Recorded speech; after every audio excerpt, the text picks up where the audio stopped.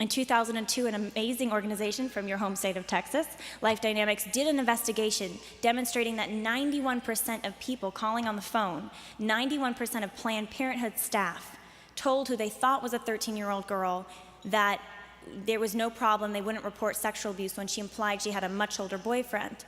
And I was reading this research that other pro-life groups had done, other pro-life individuals had done, and I was just thinking, I want to get this evidence visually. How do we show this to people? Especially, how do I show this to my peers? How did I show this to the people at UCLA? And so my first undercover investigation was kind of a little stint at journalism, you could say. I put a camcorder in my purse that I borrowed from a friend in the dorm.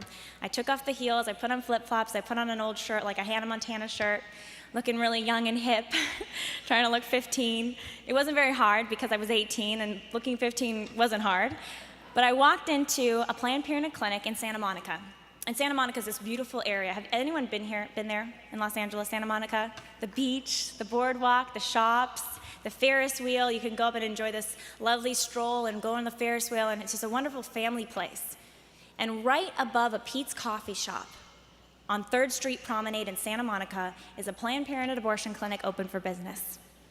And that was our first target. We're gonna see what would they say to an underage girl who by California statute, if she demonstrated any kind of statutory rape or sexual abuse, they had to immediately report it. It would trigger immediate reporting of sexual abuse. What would this mandated reporter for sexual abuse, this Planned Parenthood clinic, say to this young underage girl? So I walked up the elevator, got off the elevator, walked to the waiting room. There's glass doors. I peer into the waiting room. My heart is pounding. I have a little tape recorder on me. You can hear the heartbeat going on the background of the tape recorder. Again, this was my first time inside an abortion clinic. Before, I just prayed outside or sidewalk counseled outside. So I step out. I look in the waiting room. There's all these women sitting there. I remember looking at them and thinking that some of them looked so upset or just unhappy to be there, like they were tense, like they wanted to be somewhere else. A television was blaring. And I remember looking at those women and thinking that for many of them, because this was a clinic that did abortions, for many of them, I wasn't just looking at one life, but for some of them, I was looking at 2 lives. And on that day, in that clinic, the appointment or the actual procedure for the destruction of one of those lives would be begun. And some of those women might walk out of that clinic without that other little life. And on the wall of the clinic, it said, and this is an example of Planned Parenthood's fantastic advertising, right? On the wall of the clinic, in beautiful pastel colors, was written Esperanza, or hope in Spanish for all their Spanish clients. Esperanza. And I thought, this must be the most hopeless place in Santa Monica. I walked in, they buzzed me, and I walked up into the check-in counter. I walked up to the staffer, and I said, "Hi, can I talk to somebody?" She said, "What's going on?" I said, "Well, I'm 15," and she said, "Oh, okay, and?"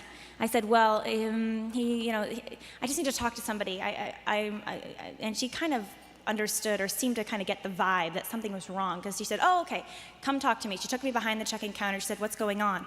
I said, "Well, he's a lot older. He's 24. What should I do?" And she said, just figure out a birth date that works, because the paperwork asked for my age. She said, just figure out a birth date that works. Lie on the paperwork. Say that you're older than you really are. Nobody needs to know. We won't tell anybody. That was my first piece of advice at a Planned Parenthood abortion clinic. We'll give you a secret abortion. We won't report this abuse. Go back to this man, and he can pay for it. Walking out of that clinic, I got in the car with a friend, and we said, okay, let's just try another one. Maybe we got lucky. Is it really this bad? What would happen at another clinic? So that same day, within an hour, we walked into another clinic.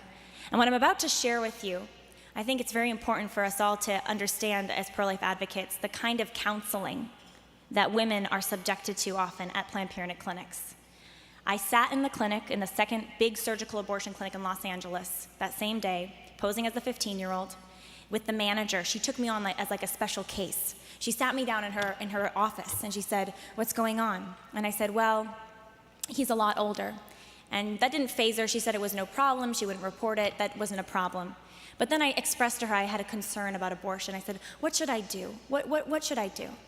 And this woman looked at me very, very compassionately, like she wanted to help me, the manager of the clinic, and she said, She said, oh, you know what, honey? When I was 16, I got pregnant. And I said, really? Well, what did you do? And she said, well, it was really hard. It was really difficult. I was in school, but you know what? I had my baby. And I remember thinking, she had her baby? Is this Planned Parenthood? Like, she's undercover doing pro-life counseling. I'm undercover. We should, get together. I was like, wow, that's great. Didn't want to look too excited. So I said, you had your baby? And she said, yes. And she said, but if I could do it again, I would do it very differently. If I could do it again, I would not continue the pregnancy. And my son, he's 17 now. He's still living at home. If she could do it again, she would not continue the pregnancy. She'd go back in time and abort her now 17-year-old son, who she said was still supported. She was still having to support at 17 years old. That was her line to encourage me to choose abortion. Walking out of that second clinic with the tape still running, thinking, wow, 2 for 2, sexual abuse cover-up at both, and having a taste, having an experience of what the counseling was like, I thought that I wanted every UCLA student. I wanted every American. I wanted every person to see these tapes. I wanted them to know. People needed to know. So we put the videos up on YouTube. We saw social media, and it was the rise of social media at the time. YouTube was new 4 or 5 years ago. Facebook was new. And we wanted the message to reach people that way. We didn't really have any big PR contacts. It's not like I could have called Bill O'Reilly back then. It was just a matter of put it up on YouTube. And I remember sitting in my college dorm and clicking refresh, refresh, refresh, and watching the numbers go up on that video. And over a few days, it was at 35,000. And I thought, wow, how are people watching this? This is awesome. We didn't have a website at the time. We didn't have anything. This is great. And then a couple days later, I get an email from Planned Parenthood of Los Angeles. And it's a letter from their CEO and president, Mary Jane Wagle, and it says, Dear Miss Rose, I don't know how they got my email address. They're pretty good. But they said, Dear Miss Rose, we recently became aware of 2 videos that you posted on youtube.com of private conversations with Planned Parenthood of Los Angeles employees. If you do not take down those tapes and immediately relinquish them to Planned Parenthood of Los Angeles, we will sue you for $5,000 for each offense and pursue a full range of civil and legal penalties against you. Sincerely, Mary Jane Wagle. I remember sitting at my desk and thinking, I don't even have $200. Am I being sued? What do I do? And just turning upwards to God and just thinking, God, use this. God, this is yours. I trust in you. And also thinking and being reminded that they were afraid, that this meant that they were afraid. They were afraid of what those videos showed.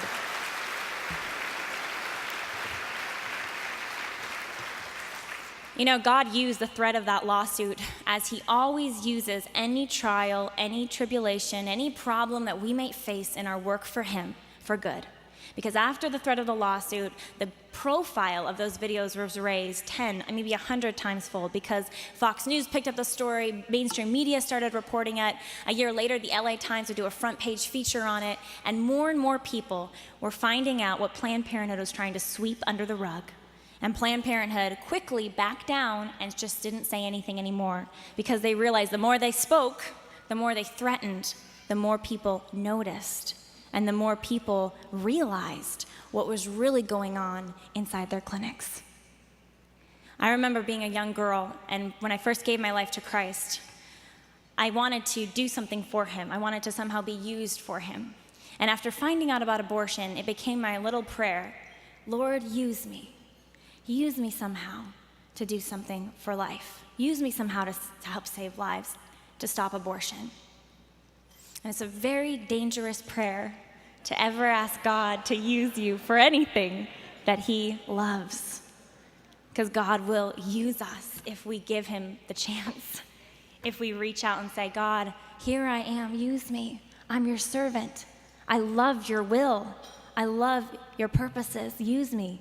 He will take you on an adventure more wonderful than you could have ever have dreamed, because his plan is amazing. His plan for each one of us and his plan for our nation, his plan for Texas and his plan for our nation is amazing, and he wants to see every life saved. And he wants to, guess what? Use us to do it. We are his hands and feet. What a great responsibility, but what a great gift to be a part of this plan for life. What a great gift to be a part of this movement. You can imagine that after those first 2 videos and the threat of the lawsuit and my first O'Reilly interview, which was a little nerve-wracking, I'll admit, after all of that, the bug was in us, and me and some friends, we had to keep doing this. And that's how Live Action developed beyond reaching youth, and we were reaching youth through social media and doing all kinds of stuff with that and college campus outreach, but we realized we needed to continue to investigate. We needed to continue to expose, and not just in the state of California, but we wanted to take summer vacation and summer break, and we wanted to go across the country, and we wanted to get police quality undercover equipment. We wanted to do a step up, and we wanted a legal team to help us out, and we wanted to go across the country and demonstrate what was happening in clinics across the country and expose Planned Parenthood nationally. And that became our new focus. And step by step, we made it. Our first investigation, as Abby said, I bleached my hair platinum blonde to keep going undercover because we found out my picture was in the clinics. And so, flattering, right? So it was a matter of how many disguises could we do.